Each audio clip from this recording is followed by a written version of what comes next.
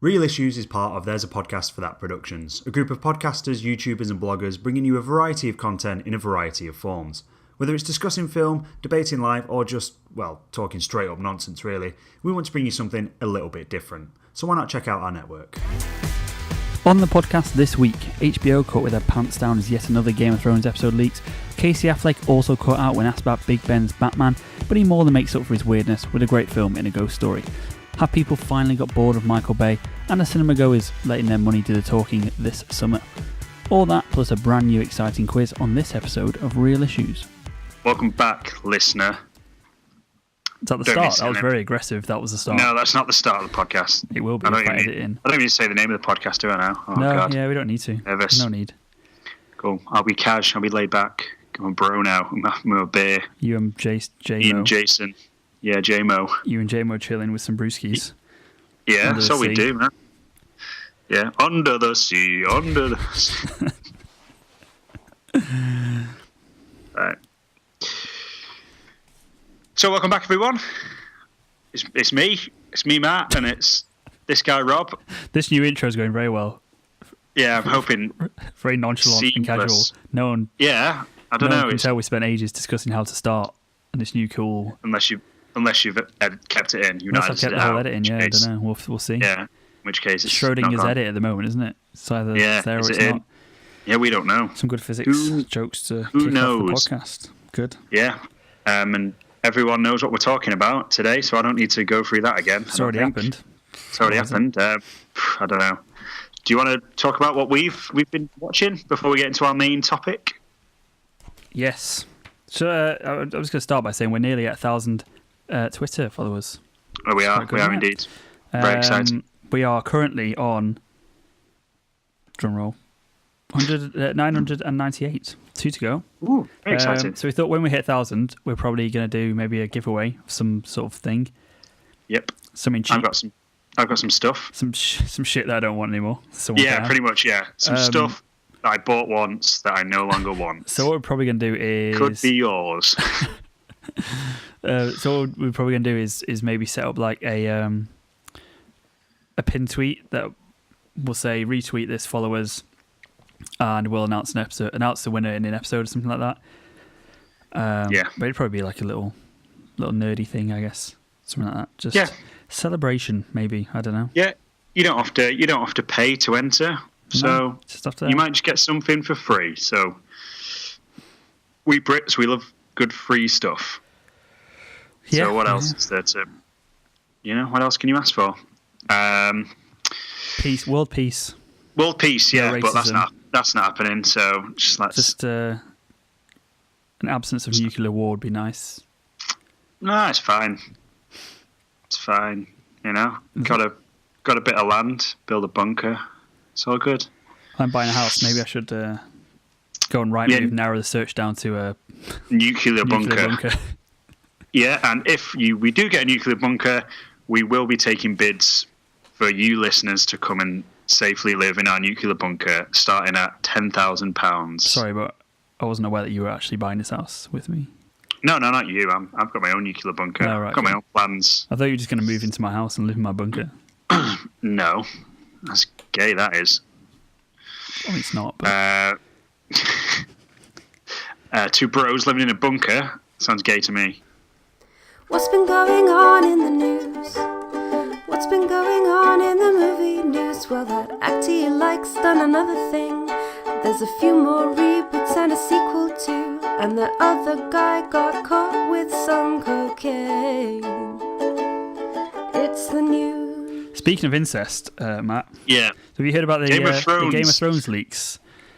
Yeah, I have heard about the Game of Thrones leaks. I've heard them some pretty wild spoilers flying about. I've not heard any of them personally, but I've heard people say they've seen spoilers that seem very outlandish. So, have you read it? You seen anything? Read anything? No, but I have had the last 2 episodes spoiled for me between the 2 a.m. air date and me watching it at 7 o'clock on Monday night because people like to post GIFs. And I also would like to call out, who is it? Comic Book Now, something like that. Quite big. I don't know. I'm going to find out now. Although He really. The only fucked reason me I off. saw it was because you commented on them. I know. I was about to retweet it as well, and then I thought I probably shouldn't retweet it. But so spoilers here for the latest episode of Game of Thrones, which is episode 5. Yeah, 5-ish. 5. Eastwatch. Yeah, one that was. 5, yeah. If you haven't watched it, piss off. But please come back. They put a picture on saying, we discuss this big detail in the latest episode of Game of Thrones, which is a massive spoiler or something like that, and then put a picture of Gendry on with his hammer, with a circle around the hammer. Yeah. It's like, and I was like, well, that's fucking annoyed me. I wonder if they put a spoiler warning on the article. Top of the article, spoiler alert. It's like, you've got a picture of Gendry. That's not. You've spoiled it before you've even given us a spoiler warning. Put a picture of anything else on. You don't need to do that. Yeah, it's like, we don't know he's back. Yeah, that's the spoiler. Yeah. It really wound me up. Because I think there was a rumour that he was coming back, wasn't there? Yeah. But then it's like, oh, where, why, how? Because he was one of the things that really annoyed me about Game of Thrones in general, is that he was built up as this, like, big storyline. It's like, no, he's off in a boat. See you later. Yeah, I think the issue is like, that kind of... Why? Like, that's what that's one of the things that's annoying me about Game of Thrones at the moment. Like, there seems to be so many storylines that have been built up and then just go, it's a bit too much going on now, so we're just going to get rid of this guy. Yeah, put him on a I think boat. the issue is they probably didn't know what was necessarily going to be important when they started writing some of this. I know, but surely you sit down with George R. R. Martin and you go, I know you're not going to tell us everything that's going on in the books, George, but do you want to give us a heads up? Should we put this guy in a boat or should we keep him around? Like, it just feels very like they don't really know what they're doing. Yeah, a little bit. With a lot of, like, some of the characters and stuff. And it was comic book now. It was. So if everyone likes to berate them with heinous abuse, that'd be fantastic, because they ruined that for me. And then someone else also put a gif on of John with the dragon. So why are you doing this?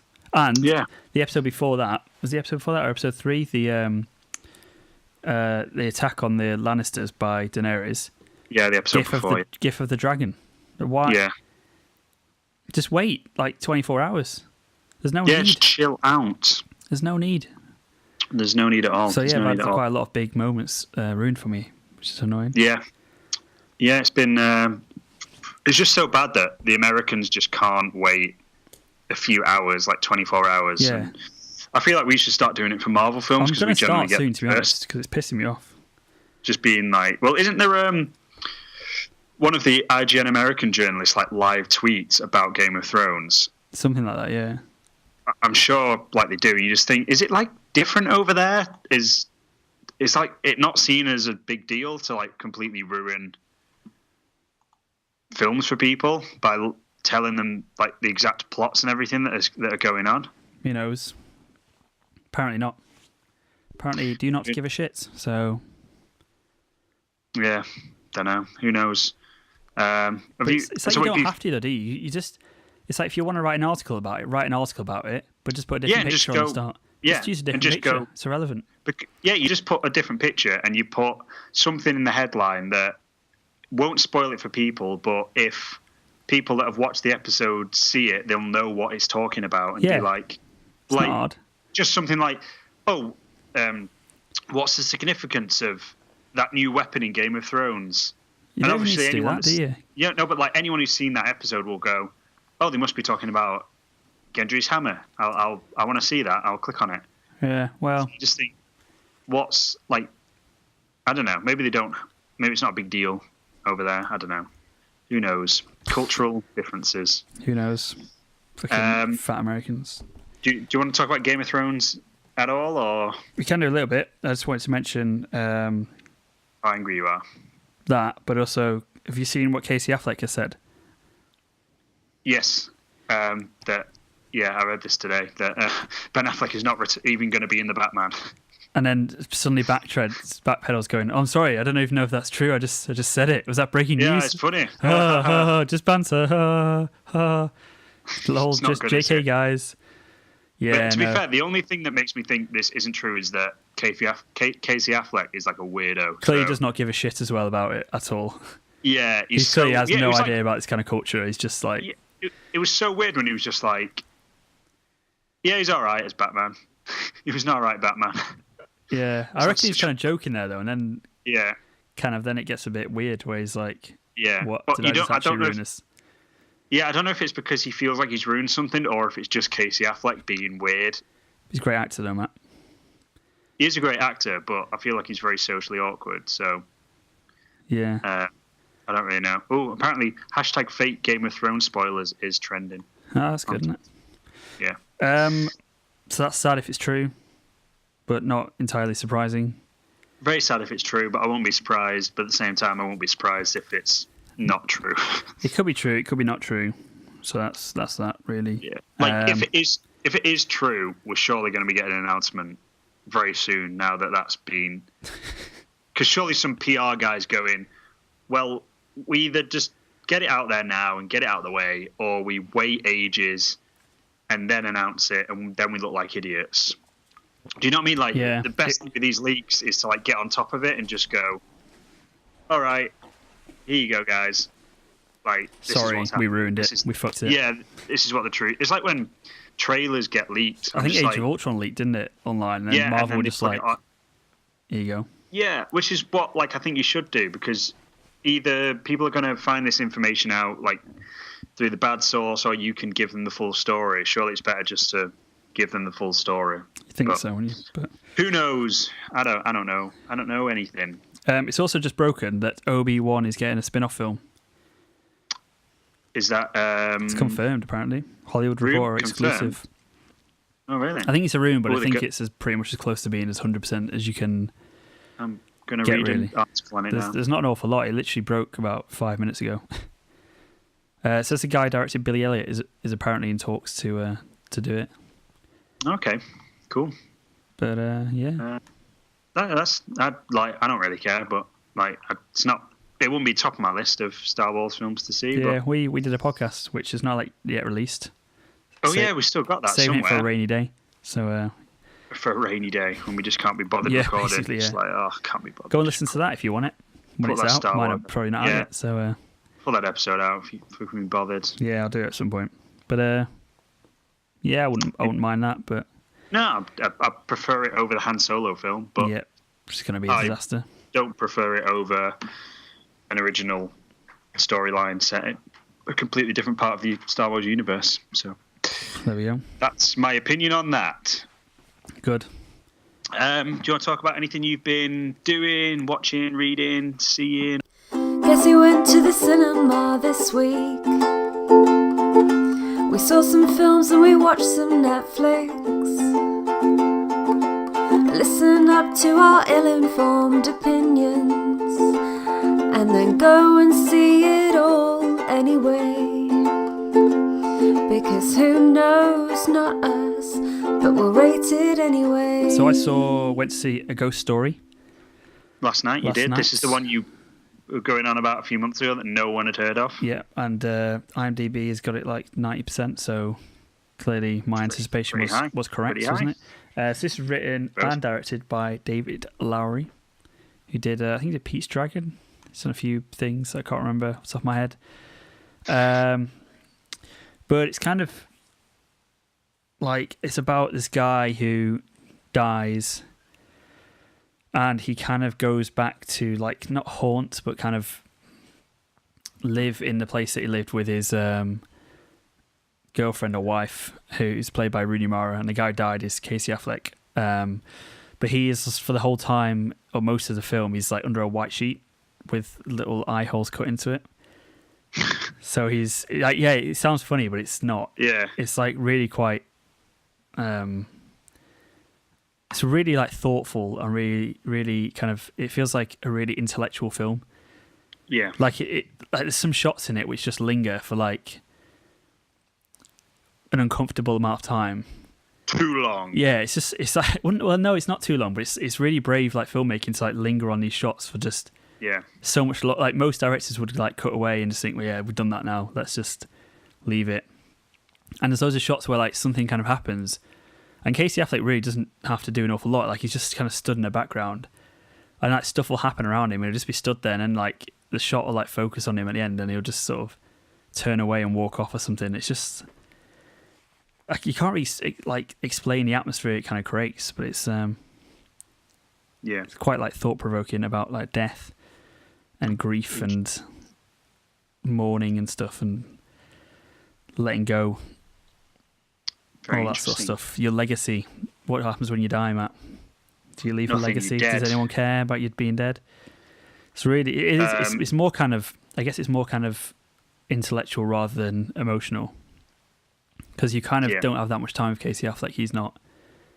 No, it is emotional, but I guess kind of the thought-provoking thing, like Manchester by the Sea has you like in pieces watching it emotionally, but this is more kind of like a thoughtful kind of like exploration of death and stuff. It's really clever, like really clever. Very interesting. It's not everyone's, like 2 people left in our screening. It's not like everyone's cup of tea. Like the first half an hour are very slow, like really slow. There's like some shots which just like, why is this still happening? But I think it kind of works. Cut away. Yeah, but great. I'd recommend it. Really good. It's probably top 5 of the year, maybe. I really enjoyed it. It was Fighting Talk. You're gonna review it? Yeah, put something on the website. I'm writing. I've got something new to put on the website. Not as we speak, but before we speak. I might publish what we speak right now. It's a photo, so I'm not going to do it. It's a really good article about where I use the analogy of a fat person trying to lose weight to describe my latest script. Wow. Because they try to diet and then they lose loads of weight and then they see a bit of cake and they love cake and they just put all the weight back on again. It's just actually just about your diet because you're overweight. No, it's about my script because I put it down. Is it fat and bloated? Yeah, it was fat and bloated. Then it got slim, and then it saw cake and got fat and bloated again. So it's a pretty funny article. But it's on myself. Yeah. Good metaphor. Speaking of emotional films, I read the book version of A Monster Calls in the last few days. It's a very good book. Did you cry? Like a little bitch? I didn't cry, no. It was very emotional, though. But I wonder if it'd be because I was kind of obviously picturing the film as I was reading it, because it's like, do you know when you've watched the film and you go to the book, it's kind of impossible not to picture the film at the same time. So it's such a great adaptation. Like after reading the book, you realize how much of a great adaptation it is. I mean, some of the father-son stuff's better in the book, and I can't remember in the film. Like, do you remember him having like a relationship with one of his classmates at all? Like, I don't like. There was the ones that bullied him, but in the book, there's one person that he used to be friends with, and I suppose Monster called spoilers. But in the book, there's a girl who is the daughter of his mum's best friend. So they grew up together, so they're really close. No, I don't think it was in part of the film because I don't remember it. But in the book, she obviously knows that he finds out his mum's ill because her mum's best friends with his mum. But then she's the one that tells someone at school, and then it gets like all round the school, and that's how everyone finds out his mum's ill, and they all start treating him differently. So he kind of falls out with her. So it's kind of a weird, not weird relation, like an interesting dynamic with her as well, which is kind of cool from the book. And it's like it's not an adult book. It's not like a kid's book, but it's not like a grown-up book. It's like a teen book. Do you know what I mean? But it's one of the best things I've read in ages. Actually, I'd recommend anyone picking it up, and you can, like, I got through it in a couple of days. I think I read it like through 2-3 sittings, and it's really good. Yeah, emotion. It's like, again, that's like an interesting, because the whole thing. I know went on about the film, but this idea that it could be really easy just to focus on him being really sad about his mum dying and everything, just being like, oh, how sad is this? This is very sad. The idea that it kind of pushes that a bit to the point where he has to admit to himself that he wants his mum to die so that his own suffering can... He's a real monster. ...stop as well. And I'm like, that's like such a deep, interesting sort of idea to deal with, especially in a book that's not aimed at adults. It's aimed for like especially about a kid, yeah. Yeah, it's really interesting. So definitely check that out if anyone wants to cry themselves to sleep. 2 recommendations. Yeah. Well, I rewatched Breakfast Club actually the other day. I watched that the other day. Well, the other week. Did you enjoy it? Yeah, I did. It's a good film, isn't it? It's good. Hat didn't. It's good. Hat didn't. Nah. Why not? Can't remember. Because she's an idiot. Yeah, probably something like that. No, I like it. Like some of it's a bit convoluted and happens a bit quickly and stuff, but I think the core basis of the film is pretty good.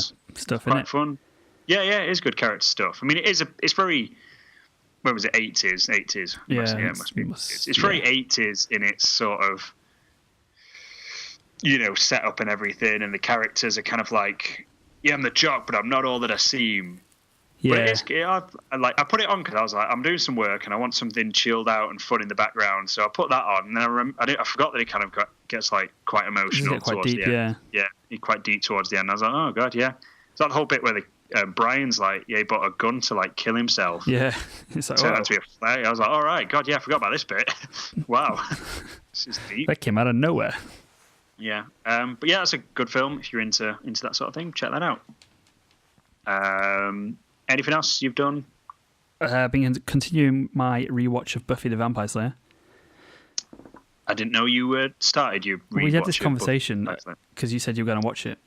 Did I? I was probably drunk. Probably. No, I'm joking. I wasn't drunk. On crack. Yeah, probably crack cocaine. Is it going well? It's going very well. What series are you on? 3 out of 7, I think.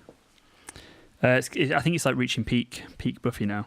Peak Buffy. I think 3's probably the best. I think. Like 1 starts a bit ropey because it's quite 90s.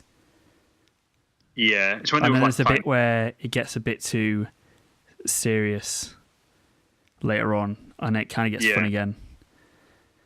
So I think it's peak Buffy right now, season 3. I think so. I'm looking forward to getting into that. But it's. I think it's actually one of my favourite TV shows ever. Ooh. And everyone should watch it. It's good fun. Better than Game of Thrones. It's different. I wouldn't say it was. I mean, they're not really comparable, to be honest. I know. I just thought I'd put you on the spot. Yes. Don't know. No, it's probably not. I don't know. Who knows? Who can say? Who can say? Not us. Not us. Do you want to get into our main topic of today? Get into it? Dig in? Yeah. So, what we're talking about is, I don't know, it's kind of hard to sum up, really. It's kind of just the state of modern cinema, especially the summer season this year. And this kind of came off the back of the fact that, not that I mention it a lot, but I do work in a cinema. And what? This has been like the quietest summer in terms of people through the door that I've seen in a long, long time. And it has just been a really, really quiet year. So I just wanted to speak about whether we think people are getting a bit bored of mainstream franchisey sort of stuff, and if things are getting a bit, I don't know, like obviously like indie films aren't getting played and everything, but maybe is there a bit of hope for what cinema holds and the kind of things we might see in cinema quite a lot? It's very concise. Well done. Yes. Well, I can all hear in my headphones. So you moving about, so it's distracting me. I was writing. Yeah. Do you want to give a summary on what you feel like this year's been for film in general? Have you enjoyed it? Yeah, I've really enjoyed it. So what? Where do you think it stands? Are we going for everything this year? We'll start off with everything. Let's have a little chat about everything. Pretty great. Like 2 of my favourite films I'm going to put in my probably top 10 of all time. La La Land and Manchester by the Sea came out, over here anyway at least. Yeah. We had a great start to the year, really. Yeah, great. 2. I mean, literally a Monster Calls review, which was January, I think I said, is this the best film of 2017 already? And too fast, I think it still probably is like one of the my favourite film of this year so far. Hit me real good. And then we had Logan, of course, probably the best comic book film since The Dark Knight. Yeah, Logan was great. Get Out. Have you seen that? I've not seen that. That's fantastic. Then we had obviously all the Oscar contenders, which were good. Like Hacksaw Ridge was good. Yeah. Fences was good. And then we obviously had Wonder Woman. Was all right, I guess. Yeah, Wonder Woman, Spider-Man was good. Planet of the Apes was good. Dunkirk, really good. Dunkirk's good. Baby Driver, excellent. I think we've probably done all right, really. Like I sort of make a point of kind of, I mean, not going to bad films, but if I know something, if I'm not interested in something, I know I have an unlimited card and we do a blog and a podcast, but I'm not going to waste my time going to something that I have no interest in, like Transformers or Fate of the Furiatus or whatever it was called. Yeah. Was that this year? Yeah, that was this year, yeah. I'm just not really bothered about that. We have some shit blockbusters, like Kong, Skull Island was terrible. Transformers was probably bad. Yeah, it's been... Baywatch got slated. It's kind of been this thing that in years gone past, people have saved like films for the summer. Do you know, like they always have, because they're like that's when the big things need to come out, because that's when people come and watch films. You know, I think it kind of started with like Jaws and stuff like that. Like that was kind of heralded as like the first summer blockbuster, where people started doing things on huge scale within film that people hadn't really seen before, and it was in summertime, obviously, summer blockbusters. But it feels like this year people have kind of spread them out a lot more, and distribution companies don't seem to care as much about when they actually release these films. It's been kind of strange. Like I can't think off the top of my head, but obviously, like working at a cinema, you kind of see the days that things come out, and it's been very strange. Like sometimes I've gone, well, why have they not waited? Especially with some kids' films, why have they not waited an extra week and brought this out in half term or in summer? Didn't Lego Movie do something weird like that? Or Lego sometime Batman, around there. And it seems a really odd thing, and I just feel like people aren't really caring that much about when they're releasing these films. So a film like Baywatch, which was slated, and I've got loads of figures here for loads of different films, but Baywatch, basically, the budget was $175 million, and it only made $176 million. So it made $1 million, but these are IMDb budgets, so I'm not 100% sure, but I know that they don't always include, because I have researched this, marketing. They don't always, marketing budgets, which are usually twice again, once again, like on top, double, the same amount, double it. It doubles it, yeah. So I'm not sure. Like I read a little post on it that IMDb actually replied to someone's comment, like, how do you work out the budgets? And it's usually from like an insider within the film, or the distribution company. Yeah, the company never actually really comments on it, but it says sometimes it does include marketing, sometimes it doesn't. We're never really 100% sure, but 175 million seems quite cheap. So I'm presuming there was another probably 100 million on top of that, at least in budgeting. So this film made a horrendous loss, really. And it was like, I don't think it was a great film. Obviously, IMDb was 5.8, Rotten Tomatoes was 19%, and generally everyone seemed to hate it. I'm just going to Google the release date, actually. But that was quite early. It was before the summer holidays and everything, which seems kind of bizarre. It's Baywatch. It's a film about being on the beach and seeing stuff. You just think, why has this not been released? Yeah, 29th of May it was, which is technically summer. You just think, why has this not been waiting until summertime to release this film? And because this summer there's not been anything that huge really in summertime. I mean, Spider-Man came out around summertime. You've got kids films. You've got like Despicable Me and the Emoji Movie, which both can be considered quite big kids films. But Baywatch isn't fighting for that audience. It's a 15 film. You're going to get all the college kids and the people in high school that, kind of want to be cool and are like, yeah, I'm going to watch 15 films now. It's got Zac Efron. It's got Dwayne Johnson. But you bring it out in May instead of like July and hit a prime market. And it's like, it's not in cinemas anymore because it did that badly. You just think, Wonder Woman out? How have you misstepped that badly? June, July, Spider-Man Wonder Woman was early June. Yeah. Spider-Man was early July. Maybe they're trying to avoid that, really. Yeah, maybe they had Planet of the Apes 2 weeks after that. Dunkirk after that. I think maybe they were scared of the amount of good films that were coming out.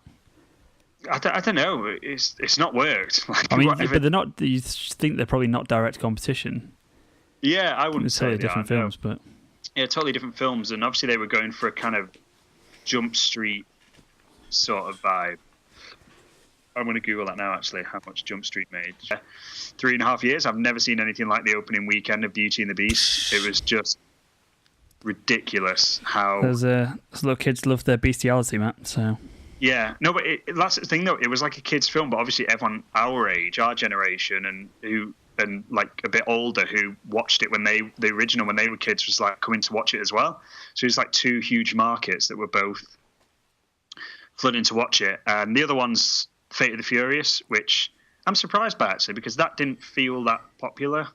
Like, even big fans of it didn't seem to be raving about it. Yeah, You know, when like Seven 7 came, like 7, weren't they? yeah, everyone was like, yeah, 7's so good, so good, so good. But then this came out and it's a bit like people didn't seem to be raving about it at all. But it did like incredibly. I didn't realise it did well. Yeah, like 1.2 billion, which is pretty big number, really. Think of all those Coronas they could buy. Yeah, all those Coronas, man. Yeah, all the family they can look after. Yeah, they can get so much family with that. Yeah, it's it's been an odd summer, and it kind of feels like stuff with like reputable names, or like people that genuinely seem to be taking note of like bad films now and just not going to see them. Looking at you, Michael Bay.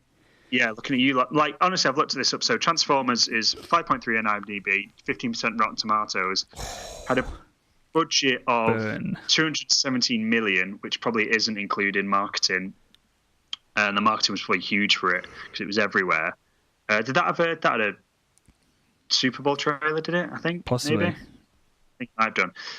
So this is like 217 million is probably about 40-50 million higher than anything else I've like been researching today. The box office 598 million. So if you're going to put on another 217 million to the budget in marketing, it's made sort of like 100 million, something like that, which surely for a Transformers film is not a lot. I've actually researched the figures of the last ones as well. Jesus. in terms of the box office. So the first one made 708 million. So already, 100 million more than this one has. Second one made 836 million. Third one made 1,123 million, and the fourth one made 1,204 million. So since the last two, it's basically like halved its box office. Not good, is it, really? If you're Michael Bay, maybe just pack it in and go home, mate. That's what I mean, though. Like, sure, yeah. Do you know when the film's still making 100 billion? You go, no matter how good it is, no matter how good the reviews are, how much people are saying it's done, I'm done, everything's not. Yeah, how many people are saying we're done, it's over, there's no point making these films anymore. If you make $1 billion like dollars, people, distribution companies, production companies, they're not going to care the quality of the film as long as people are coming to see it.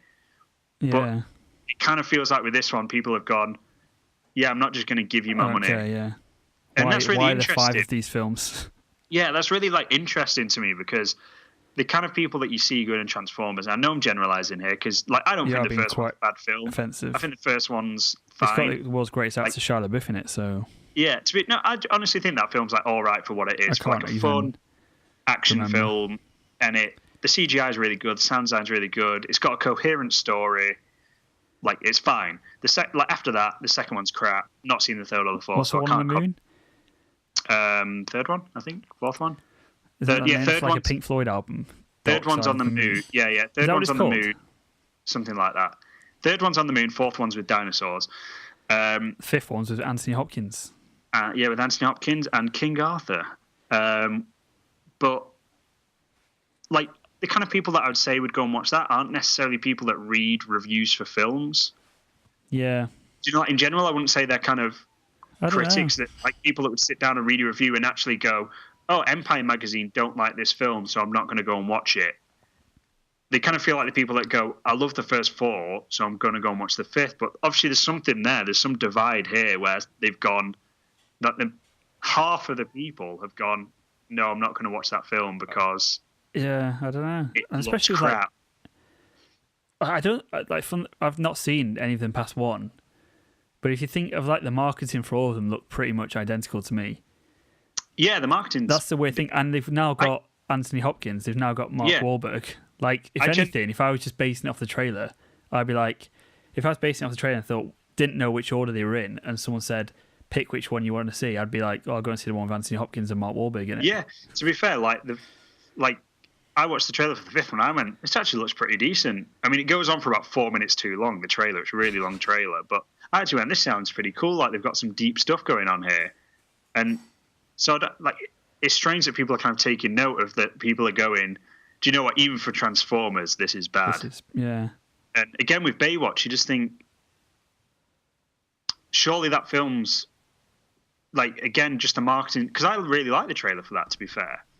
I thought the trailer looked quite fun, some of it, and then people started saying it was crap, and it's basically made a loss in the end. And it's like people are obviously taking note a bit more, and I just think, are people getting to that point where they're not just accepting crap anymore, and they're not just accepting that this is a name behind it, or this is part of a franchise or a property that I already know, so I'm going to go and watch it regardless. And I know it's like difficult for us to say because we're not generally people. I mean, obviously, I'll go and watch any Marvel film. I'll go watch any like Star Wars film or whatever. But generally, we're not people that just are kind of unbiased about franchise. Like, hence our thing of DC and everything. Like, we'll go and watch them, but we're not uncritical of stuff that we love. But I don't know if it's just people are just bored. Like, yeah, do you think it's a boredom? Because it's the same thing each time, innit? Like, it's not like Marvel where it's like, oh, here's Avengers. Oh, next Avengers film is 3-4 years down the line. Then we've got Spider-Man coming in. Then we've got Black Panther. Then we've got Thor. Yeah. Like, each sequel's like a few years apart, and then between that, it's different characters and different things happen in the universe. Like, and I think that's why people aren't bored of that, because they think, oh, well, we've seen how these might be connected in this film. Let's watch the next film because it's all connected. Whereas Transformers just feels like, let's just make the same film again. Yeah. Let's just do it again, see if anyone will watch it. And kind of, I think probably the novelty of having a van transform into a robot is probably wearing off, because there's not much more to those films apart from action beats. And once you've done the action beats, then 4 times already, then probably people are like going to get bored. Yeah, I don't think people necessarily have like an affection for it. Yeah. I think people just go because it's like a cool thing.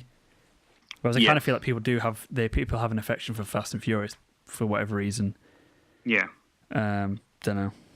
But do you want to know one of the most depressing stories of the kind of summer block? Well, maybe not summer, but aiming for summer kind of release date is it was summer. I've just checked. King Arthur, the Legend of the Sword. I forgot about that. I mean, Guy Ritchie. This is Guy Ritchie, who's been a pretty successful director over the years. You know, starting off in his kind of cult stuff of like Snatch and Lock, Stock and Two Smoking Barrels and stuff. And I really like the first Sherlock Holmes film that he did. The second one was a bit. Yeah. But the first one's quite good fun, and it's got a good take on him and everything. On it and everything. What else has he done? Yeah, he's done like a few different things, and then he did like the Man from U.N.C.L.E., which wasn't very good. I heard. I heard it was fine. Yeah, it was like fine. But then King Arthur absolutely bombed. This looked terrible though. Everything about this looks awful. Yeah, the budget was 175 million. The box office 143 million. So it didn't even make its production budget back. That's not great. By being out of the cinema. I mean, it's got like, to be fair, it's got like 28% on Rotten Tomatoes and 7 out of 10, which is quite high for IMDb, really. So obviously the fans thought it was all right, I suppose. But the critics, are we not bored of this King Arthur shit? Yeah. Why did I quite like kind of the story of King Arthur and stuff. Like, I like that legend, but I just think just leave it for like 20 years. But it seems to take like a really boring take of it, where it's like, let's do King Arthur, but let's make it all magic and massive CGI scale. That's what people love, isn't it? People love massive CGI set pieces. Yeah, like no reason. Whereas, why don't you actually make it like interesting, thoughtful? Yeah. It's just like pure, like, let's make it as cool as possible. Let's go cool. Yeah, I feel it's kind of a strange thing that I feel like Guy Ritchie's in that odd area of being well, like, known enough that people expect things from him, but not well known enough to bring in an audience just on the back of his own name. Yeah. If you know what I mean, like people go, "Oh, it's Guy Ritchie doing this. I liked one of the films that he did, so I'll expect this to be good." But I don't think people ever go and watch, or not a lot of people would actually go and watch a film just because Guy Ritchie had directed it. No, I wouldn't. It's like I didn't go and watch this, but I was half thinking about going and watching it with my free tickets. Like I never would have paid to watch it, but it kind of says something when I'm like vaguely kind of interested just to see how his style would fail in a King Arthur film, but I'm still not that interested enough, even though I get free tickets, to go and find the time to watch it and everything. I do want to talk about a couple of things though that I've done, or for me anyway, like budget, like maybe the box office figures don't really like represent what I've seen. And I was speaking to a friend about this today, David Guthrie, if you're listening, better be listening, about how I've seen, like, at our cinema in particular, a real surge in less popular content. I mean, generally, my cinema's not great for showing non-popular content. It's always, like, some... non-popular content. Sometimes, that's what we should call this podcast. Non-popular content. But you know what I mean? Like, sometimes, my cinema's so narrow-minded that sometimes we're only showing, like, 4 or 5 films, because they're the only 5 films that people have heard of that are out at the moment. And and how dare we even begin to think of showing anything that's not mainstream and that people haven't heard of. But 2 things that have done really well that I wouldn't have expected, even though the popular films did not do as well as they have done, is like Dunkirk and Baby Driver. I reckon Nolan still gets a lot of Batman stuff though. Yeah, Nolan probably does still get a lot of Batman stuff. And I think I wouldn't be surprised how popular this is doing if I hadn't seen the audience that is coming to watch Dunkirk. And I mean, maybe it's on the back of Harry Styles, but there have been a lot of groups like teenagers coming to watch this film. Like, not with parents, not with grandparents, not, with a family. Like, literally groups of like 14, 15, 16-year-olds coming on their own. And not just a load of guys that are going, let's go and watch a war film. Like, groups of girls as well, which maybe, like, I don't want to... No gender stereotypes, please. I don't want to be that guy, Jesus. but maybe it is because of Harry Styles. But they're going and watching it. And I would look at this film and go, I wouldn't recommend this film to someone that wasn't into films, I don't think. Like, I wouldn't just recommend this to anyone on the street and go, you need to go and watch Dunkirk. This film's... Because I feel like it's, like, as we said in our Dunkirk thing, it's kind of the experience, and it's tense and it's atmospheric, and it's not like your typical action film. So I don't feel like I'd recommend it to every single person to go and watch, because do you know, if they were genuinely asking me, will I like this film, there's some people that'd go, do you know what, no, I don't think you will like this film, so maybe go and watch like Spider-Man instead. Because you're a girl and you don't like bloody not a girl, but go and watch One Direction concert instead. Yeah, bloody teenage girls. No, but like, it hasn't just been the odd few. It's been like, because like I genuinely kids play just like films these days, Matt. It's good. That's what I mean. That's what I'm good. That it's really good that they're coming to watch it. It sounds like you're moaning about it. It's like, I don't like teenage people liking films I like. I like it, and I don't want them to like it as well. That's not what I'm saying. Oh, I'm very glad they're coming to watch it. That's what I'm saying. Maybe sound a bit happier. I'm very surprised. This is just my voice, all right? I just sound like I want to die all the time. Yeah. I'm just very surprised that they are coming to watch it. It's great. When they come in, do you just send them into the wrong screen so they don't get to watch it and enjoy it? Yeah, it's like Despicable Me's in screen 7. Go that way. Go in there instead. Yeah, I think it's really... But it's really great that they're coming to watch it. They're just not the general people. Because I like... When I say, like, next please, customers coming over, I play a little game in my head and I go, all right, this person's coming to watch this film. And 99% of the time I get it right, because you can stereotype. Like, I know you shouldn't. You can.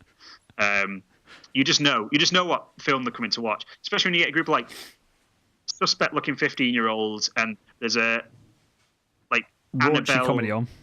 No, what's the horror film Annabelle Creations on in like 15 minutes, and you think, yeah, they're going for that. I'm going to ID them. Ruin their day. Yeah, I'm going to ruin their day. Get them all on the phone. Yeah, send He's them 15, home. I promise. Off you go. You can speak to my dad if you want. No, I don't want to speak to speak to your dad. Fuck off. Yeah, I did stop to your dad. Yeah, I did stop a dad taking his son into Baby Driver the other day because his son looks about 12. Baby Driver 15? Yeah. I had like an argument with him because I was like, he kept arguing with me, so I explained to him, it's the same as us serving alcohol to him underage. I was like, it's like you trying to buy him a beer now, me giving him a beer. And he's like, don't explain it to me. Don't lecture me. And I'm like, well, you're arguing with me, so I'm going to lecture you, so shut up. People don't like learning, so... Yeah. But that's not the point. What was my point? I don't know. Yeah, people come to see Dunkirk. So you being offensive by stereotyping people. It's great that people are coming to see Dunkirk. I'm just very surprised about how well, like, I've seen it do. I mean, in terms of figures, it's like 100 million budget, and then at the moment, obviously, it's still out, like 366 million at the box office, which for a film that I wouldn't say is a summer blockbuster or general summer content, I would say is pretty good, like pretty decent, like return on that. Yeah. What do you say? Oh, that's not too bad. Not too shabby. I'd have 300 mil. Someone offered me it. Yeah, well, 200 mil after you take the budget off. Okay, still probably take it though. Still all right, innit? Still not too bad. And then kind of the same with Baby Driver. I mean, Edgar Wright. There's probably again like a director effect here, isn't there? Yeah, there is, but I feel like Edgar Wright's kind of got a cult following rather than like a big, huge, like mainstream even following. Dad likes Shaun of the Dead though. Yeah, but I don't think Dad would go and watch a film based on the fact that Edgar Wright was directing. Yeah, he probably has no idea who directs it. Like, I think if we were kind of like saying, "Do you want to come watch this?" and he was like, "Oh, what's it about? Who's in it? What's it go- like? Is it good?" We might go, "Oh, well, it's the guy that did Shaun of the Dead." He might be like, "Oh, all right, okay, yeah, cool." Yeah, maybe. But I don't think you'd choose to go and watch it based on that fact if you saw it. But this is like the budget was 34 million, which is really impressive when you look at that film. That's really like, kind of mid-level. Yeah, I mean, films like that just don't get made. Like, generally, that's I've been to a lot of talks with like filmmakers and distribution companies and marketing people, and they always say that in the modern climate of film, low budget films get made, and I'm talking like 1-2 million and below, and then big scale 100, 150, 200, 250 million films get made. But anything in between is so difficult to get made because you put kind of 40 million into it and it only makes 50 million, and people go, is like, for the amount of effort that goes into that, is it worth making a 10 million pound like profit? Who knows, sort of thing. But 167 million Baby Driver's made so far, which I think for a film, it's not bad, and that's been a really popular one as well. I think just as a film that, like, yeah, it's got Kevin Spacey in it, and a few like other names that people know, but they're kind of in side parts, and Edgar Wright's kind of got a cult following rather than a really, really big following.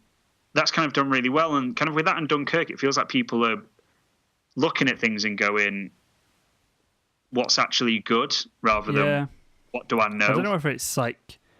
I don't know if it's just a coincidence that these two films have done well, but the admits over the summer have just been so low. Like, people just haven't been flocking to the cinema, it seems. Especially, like, it might just be us, but in the way that they usually have done. Yeah, I don't think so, because I remember like I always go and see Marvel and DC films night of, and kind of Spider-Man was quite quiet. Yeah, I mean, I've got Spider-Man on here. Wonder Woman wasn't particularly that busy. Like, there's a few where I'd say they're about as busy as Dunkirk was on the opening night. Yeah, I just kind of wonder what like Marvel and Sony's expectation was for Spider-Man, because that had like 175 million budget and it's made 703 million at the box office, which is decent. But I wonder if they were hoping it would push 800, 850, 900. Especially with it being Spider-Man, yeah. Yeah, I think maybe they might have even been shooting for a billion, like, to get up there. How many solo Marvel films have made $1 billion? Let me have a look. Not done that, have you? That'd be a research.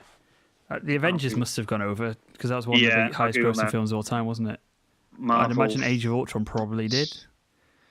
Box office. Civil War, did that get over $1 billion? I'm going to try and find out now. Tell me. Back. Cut this out. The listeners need to know. Here we go. I've got it. Avengers, $1 billion. Iron Man 3, $1 billion. Age of Ultron, $1 billion. Civil War, $1 billion. You've got Guardians of the Galaxy 2 actually did really well, like 860 million. Yeah, maybe it didn't perform a little bit then. Yeah, so you've got like Guardians of the Galaxy 1 made more than this. Winter Soldier That's surprising. Made about the same. I guess I haven't really heard people kind of. So maybe it's more people getting bored again. Like, yeah, you've got kind of the early. We've had Spider-Man. Why do we need another Spider-Man? I think that's probably what the general people are saying. I've heard I don't know, Mum says stuff like that. Like, why is there another Spider-Man? Why, like, we've seen it. We've seen 5 Spider-Man films in the last 15 years. That's probably what the general movie. That's probably what's not tipping it over the edge. Yeah, maybe it's like a general public member. You go in. I didn't like that last Spider-Man film, and I've seen 3. So yeah, how's this going to be any different? So as a general public member, maybe people aren't like going watching that. I do sort of forget that people, or like a lot of people, don't necessarily understand or not understand, but know don't know like everything's coming from. from. Who owns what and who's in what universe, and yeah, it's difficult. I remember explaining this to someone who we worked at the cinema with like 4 years ago, or whatever. Trying to explain like how all the different universes fit together, and like what like Marvel wasn't just Marvel films; it was like Deadpool and X-Men and stuff. And who was it? Names. I can't remember. Beep it out. Can't remember. I honestly can't remember. Yeah, because like the only thing that has done, I mean, even this like the opening weekend was horrible. Like I had stayed to like 5 a.m. on the opening night of this to get everything ready for the weekend. But the only thing that's really, really performed well this summer is Despicable Me 3 in terms of box office. I've not really seen anything about that. I know, but this is unreal. Like 80 million budget, because obviously it's animated, so it's not as ridiculous. It's made so far. People. Yeah, it's made so far 922 million. Wow. It's still out. So that's going to be the 3rd film this year to make I don't really over get $1 billion Despicable easily. Me. I've never seen them, to be fair. I just think they're a bit shit. But I think maybe it is this thing of, again, stereotyping kids here, but like how dare kids you? But kids generally have. They're not listening to this podcast. This is marked as explicit. So yeah, true. Fuck the kids. They're not listening don't to actually this. No, don't do that. Yeah, that's don't wrong. do that to kids. Like again, they're kind of like, whereas like grown-ups and maybe a bit older people will go, do you know what? I've seen loads of this. I don't really care anymore. Like I've seen our step-nephew watch Minions film on repeat like 3 times, like literally just put it on straight away again, and has enjoyed it just as much the next time around. So I don't really think it's change the channel, you boring twat. Yeah, I don't think it's really a case of the kids getting bored of like it being the 3rd film. Bloody opens his mind a bit, doesn't it? Expand his horizons. Yeah, try something new. It's Paw Patrol now. So stick Dunkirk on, mate. Yeah, I'm sure he'd love that. Sure he'd love it. So I think maybe because it's a kids' film, it's kind of a bit. The kind of boredom effect isn't as significant because kids are like, well, like parents, like we used to get a lot of parents would like turn up and be like, "What's on for kids?" Yeah. What can please like? And then you'd like say Despicable Me 3, and the kids would be like, "Yeah." And then they'd be like, oh, "Fine." Yeah, fine. Let's go and watch that.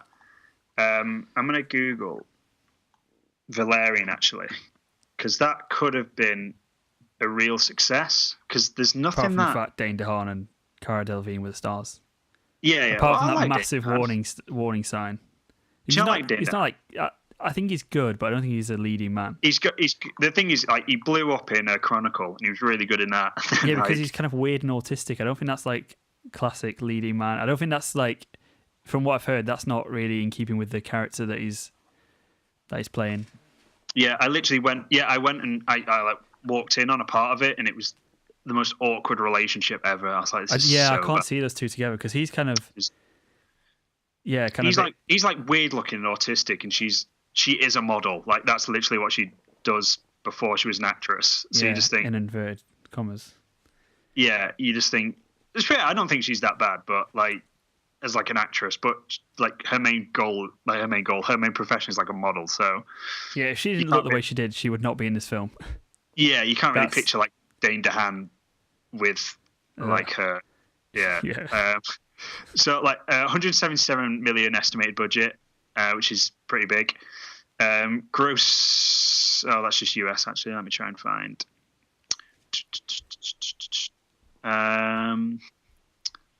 Let's have a look. Worldwide.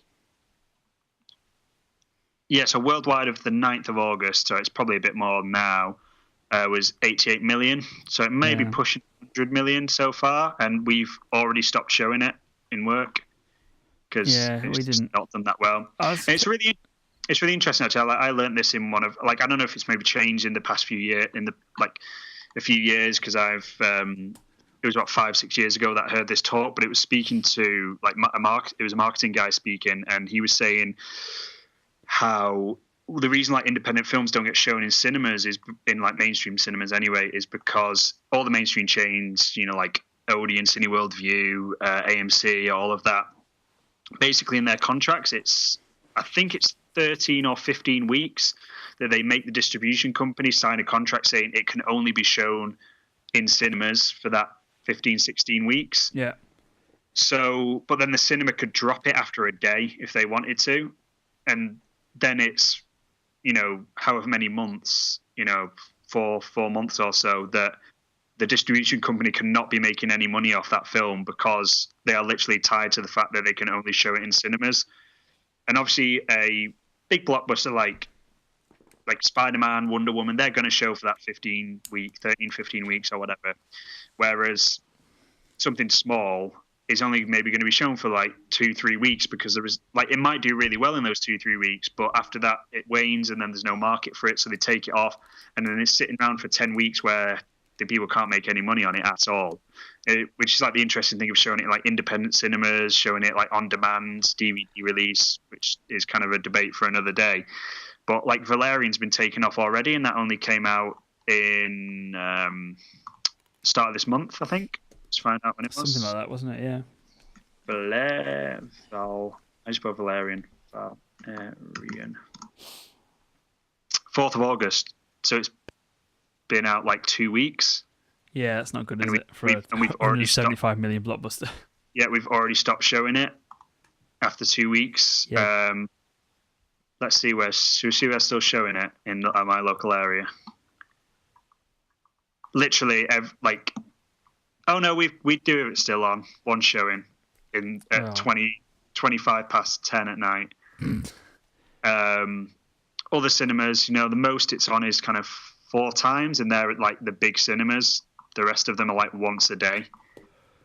Good stuff. You just think, for 170 million to literally after 2 weeks be down to that sort of level is just embarrassing. I don't think it looked very good.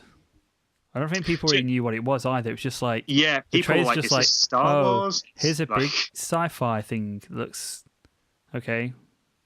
It's it can't, to me, just look like Jupiter Ascending. It looked like the same sort of thing where it's okay, so we've made this kind of cool world, but either 1, I'm not clear of what the story is, or 2, I'm not interested in whatever you've tried to sell me as a story here. Give me a premise in the trailer. I just don't think the marketing for these things is good. It's okay.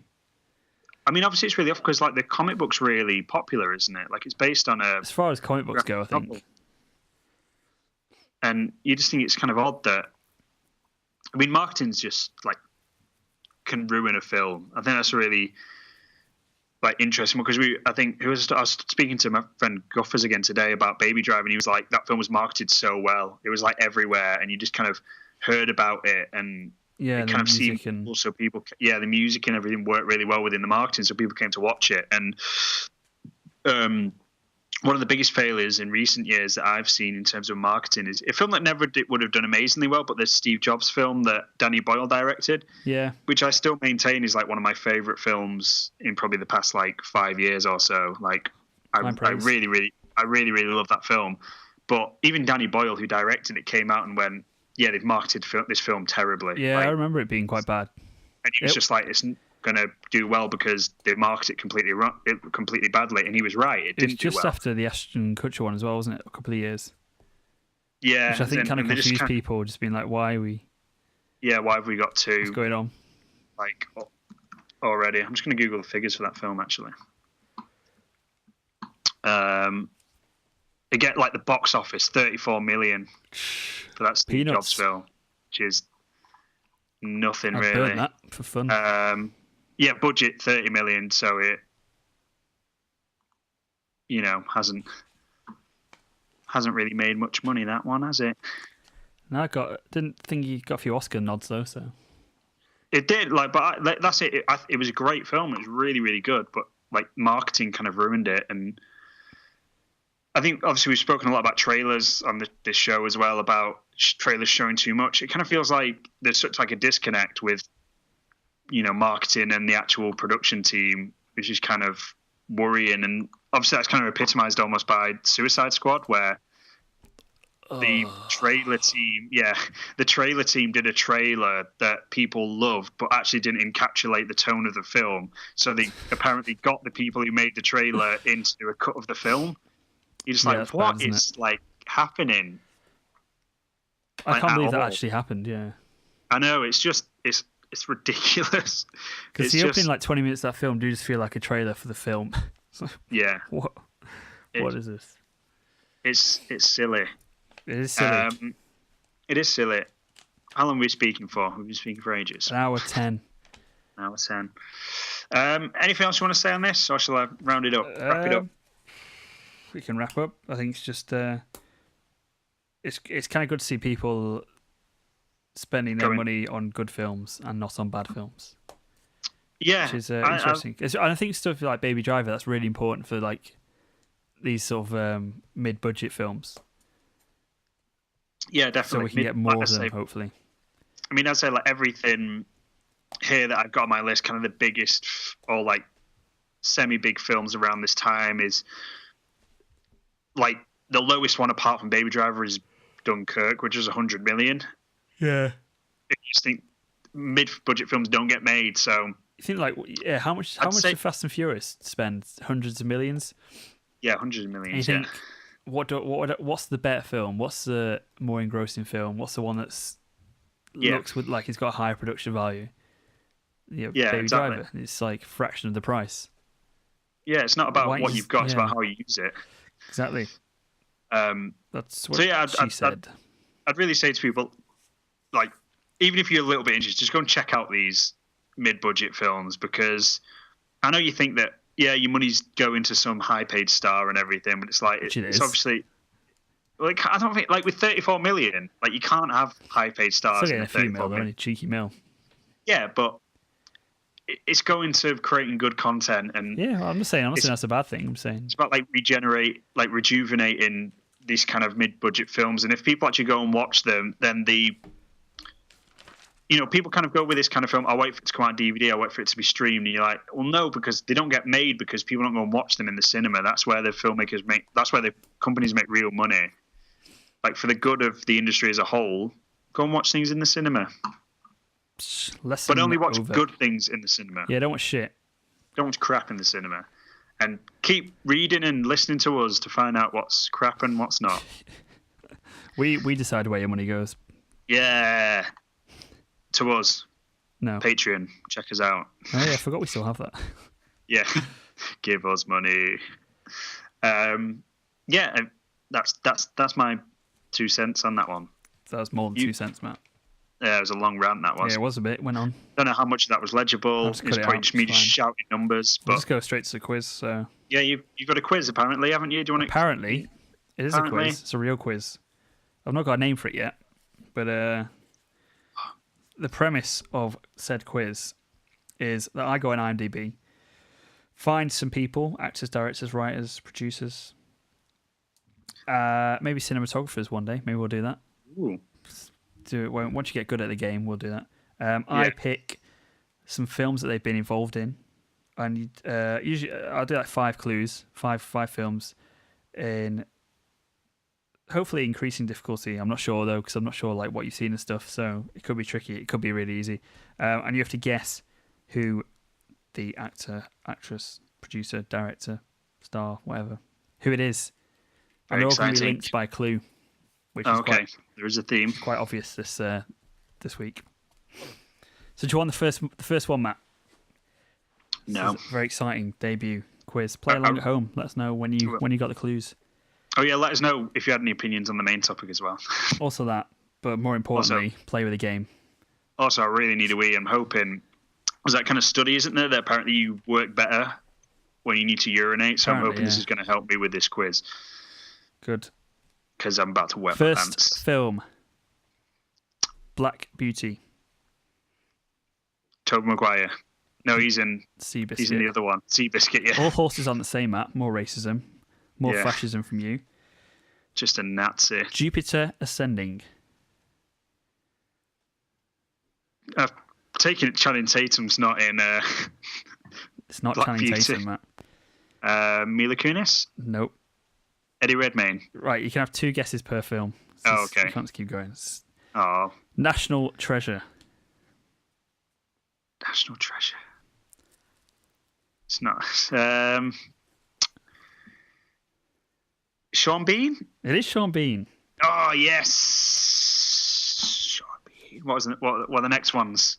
3 points. GoldenEye and Lord of the Rings. Yeah, I would have got it by Lord of the Rings. I didn't know he was in Black Beauty. Yeah, I didn't either.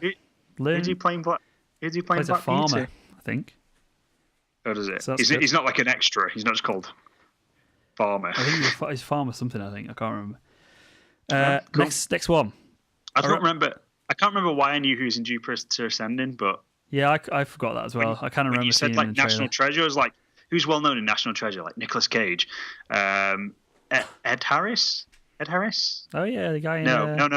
It's not Ed Harris. Is it not? Is it Ed Harris? The guy in Westworld. Yeah, is it Ed Harris? I think so. Is that what he's called? Yeah, it is Ed Harris. Is Ed Harris, and I was like, he's in the second one though. He's the villain in the second one. Is he? Is that film good? I don't know. I think the first one's good, is it? I don't kind of know, like but it. It's fine. I remember liking it, but I've not seen it in a long time. Next person. Around the World in 80 Days. Jackie Chan. No. Is that the original or the remake? I think it's... Oh, that's a good question, actually. I don't know. We surely should know on their age, based on their age. When was the original out? Mm. Well, there you go. Exactly. I don't know, do I? Probably a while ago, I'm guessing. It's got a remake, so it must have been a decent amount of time ago. Right, I'll Google it.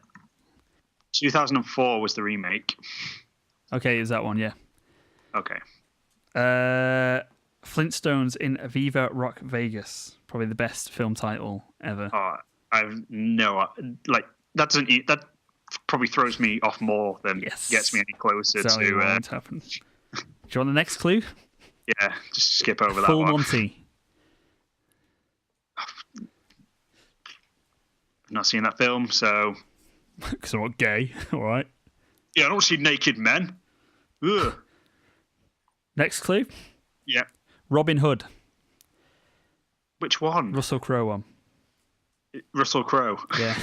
It's not Russell Crowe. I don't even know. Is it Kate Blanchett? She's in that, isn't she? It's not Kate Blanchett. I can't remember anyone in that film. That film was bad, wasn't it? I think I enjoyed it at the time, but I think I was a child and therefore stupid. Yeah, and I was like, Russell Crowe is in Gladiator and Kate Blanchett's in Lord of the Rings. He's the and I greatest like actor. that. Do you How want can the this final be clue? bad when it's got the greatest actor in the world? Yeah. A Knight's Tale. A Knight's Tale. That's a good film, though, isn't it? It is a good film. I love that. I think. Remember my DVD got scratched and I can't watch it from halfway through. It's Some on pretty Netflix, cringe so it's all right. relationship stuff in that film. Yeah, no, but it's like intentional, though, isn't it? I think. I hope so. Yeah, I think so. I think it's self-aware. All right. So, Knight's Tale, Around the World in 8 Days, Robin Hood, Mark Addy. It is Mark Addy. Yes. 1 point for that. That was all right, that wasn't it? Got there in the end. Good clues. Well, see, Full Monty. Flintstones in Viva Rock Vegas. Around the World in 80 Days. Yeah. I was just thinking of A Knight's Tale characters, and I was like, I don't really remember him in any other of those films. Yeah, but I didn't know it. I knew he was in Robin Hood. Once I read Robin Hood, I knew who he was, and then... That's what I mean. I was kind of like, it seems like the sort of film he would be in. So, yeah. And then, like, all the others I kind of would feel like I'd remember, like, what's he called? Vision. Paul Bettany. Paul Bettany, yeah.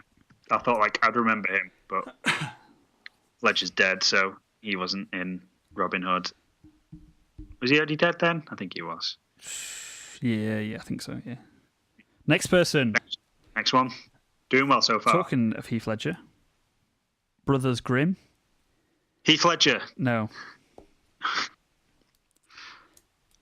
Next one. Saint Trinians. Oh, God. Can you remember which one's this? The first or the second one? First one, I think. I'm pretty sure it's the first one. Can you remember the story behind us watching this? Didn't we go and see I Am Legend and you didn't get in? Yeah, we tried to watch I Am Legend when I got in. Me and a friend were under. I think we were like 14, and the friend's dad tried to sneak us in. I remember having this argument with the cinema manager when she was like, "Have you got ID for them?" He was like, "I'm all the ID you need." And now working in a cinema, I realise how bad that was. As I said, I rejected someone the other day on the basis of that argument. And then we went to watch St. Trinians, and our mum, my friend's mum, and our sister were going to watch this St. Trinians thing. But because we couldn't get into ours, we bought tickets for that and then went in before they did. They showed up their screening, not knowing that we'd been rejected from I Am Legend, and just saw us lot sat in like the middle row waiting to watch St. Trinians. Yeah. Can you remember who was in it though, Matt? No. Well, there you go. Gemma Arterton? She's in that. No, skip over that one. 300.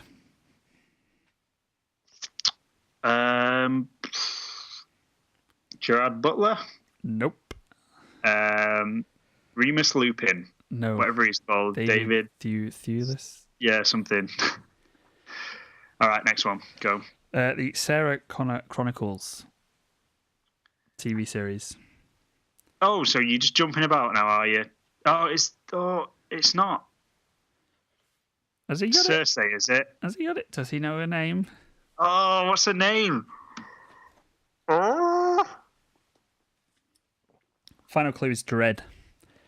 I can't. Yeah, I would have got it on. I would like Dread. I definitely would have been. I can't actually think of her name. That's unlucky, isn't it? 0 points. So I Google it if you want. I feel like I know it, but I don't want to say it in case it's like really wrong.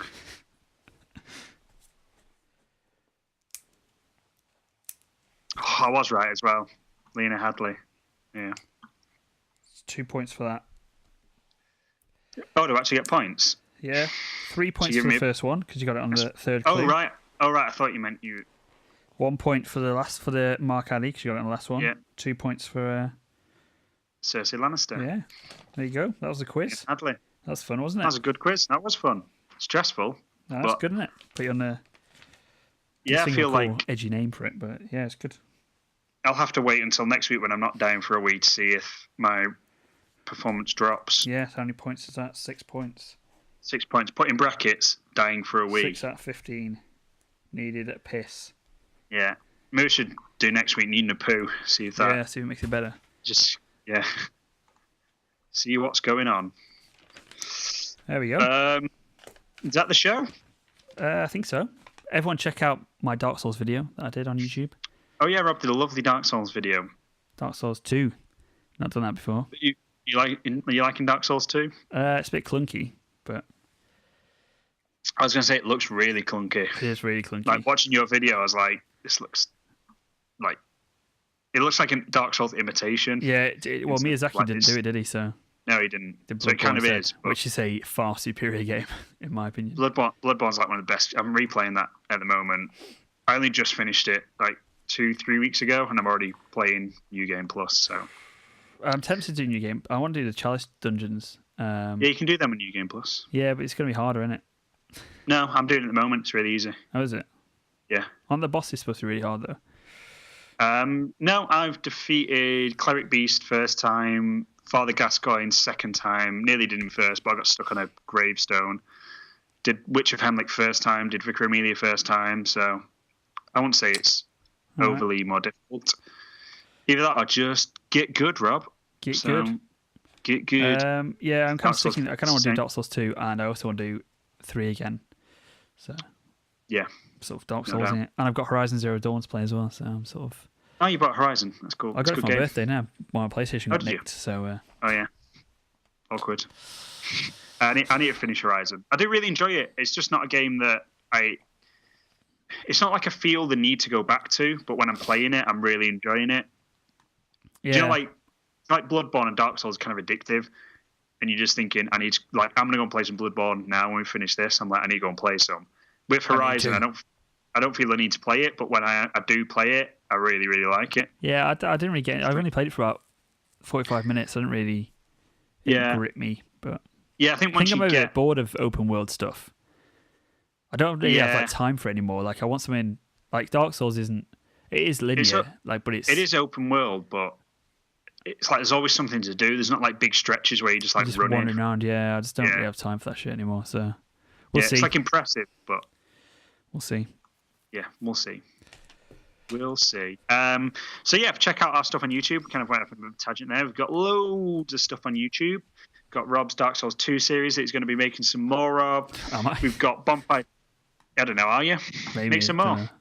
Yeah, do some more. Just do little quick videos, get that content churning it out. All the shit. Well, you sounded like you were, because I was like, put some music under it, and you were like, yeah, I thought that. And I was like, do it for the next one. You didn't contradict me, so presuming there's a next one. Yeah. Well, if Rob doesn't do any more, there's always loads of other stuff on there. There is Bonfire's Boss, which is Rob and I taking on Dark Souls bosses and seeing who can defeat them the quickest, which is it's going well for you, isn't it, Matt? I think it's really good, actually. I'm really proud of that. I like that series. Yeah, it's good. I'm really proud of that series, so I think you should really check that out. Actually, just do me a favor and check that out and boost my ego, blow my trumpet, that sort of thing. Your Suicide Squad rewrite has got nearly 200 views now. That's it? Yeah. Oh, that's awesome. Check that out as well. I'm really proud of that too. And actually, the other day at work, I've been trying to rewrite Batman v Superman in my head, and cleaning screens kind of has the monotony of allowing you to think about other things while doing your job. And I was moving from about 4 or 5 screens, like cleaning them, making sure the popcorn was up. Take home your rubbish, people. Do not make a mess in the cinema when you go and watch these mid-budget films. And I had like a breakthrough of an idea about how I think my rewrite should go. So I'm going to write that this week, I think. Epiphany. And we'll have a video for that. I've pretty much done. I think I've done most of mine. Yeah. So I'm pretty. I've got like 4 or 5 pages of script. Yeah, might be quite long, but I might try and put it down about that. Yeah, but that's what we've got going on YouTube. You can find us on Twitter at realfilm_movies.